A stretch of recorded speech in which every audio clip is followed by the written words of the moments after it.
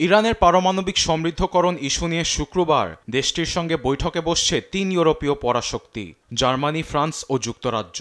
আগস্টের মধ্যে কোনো প্রকার চুক্তিতে না পৌঁছাতে পারলে ইরানের উপর কঠোর নিষেধাজ্ঞার হুমকি দিয়েছে এই ইউরোপিয়ন দেশগুলো। ঠিক এমন সময় সোমবার আমেরিকার গণমাধ্যম ফক্স নিউজের সঙ্গে এক সাক্ষাৎকারে ইরানের পররাষ্ট্রমন্ত্রী আব্বাস আরাকচি জানান, তেহরান পরমাণু সমৃদ্ধকরণ কখনোই বন্ধ করবে না। এটি তাদের রাষ্ট্রীয় গর্বের প্রতীক। আমাদের পারমাণবিক কর্মসূচি এমন কোনো কিছু নয় যা সহজেই বোমা মেরে ধ্বংস করা যাবে। আমরা বহির্বিশ্বের থেকে এটি আমদানি করিনি। এটি আমাদের অর্জন, আমাদের গর্ববোধের বিষয়। দেশের বিজ্ঞানীরা রাতের পর রাত জেগে এর পিছনে দীর্ঘকাল শ্রম দিয়েছে।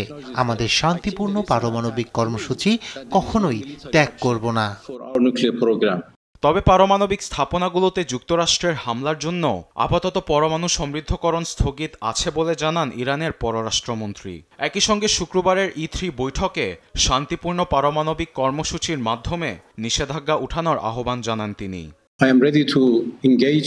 তারা আলোচনায় বসতে চাইলে আমি প্রস্তুত। তেহরান কখনোই পারমাণবিক অস্ত্রের পিছনে ছুটবে না।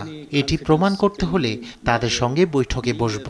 এর বদলে আমাদের উপর থেকে নিষেধাজ্ঞা প্রত্যাহার করতে হবে। আব্বাস আরাকচির এমন বক্তব্যের পর তীব্র প্রতিক্রিয়া জানিয়েছেন মার্কিন প্রেসিডেন্ট ডোনাল্ড ট্রাম্প। সামাজিক যোগাযোগ মাধ্যম ট্রুথ সোশ্যালে তিনি জানান, ইরানে দরকার পড়লে আবার হামলা চালানো হবে।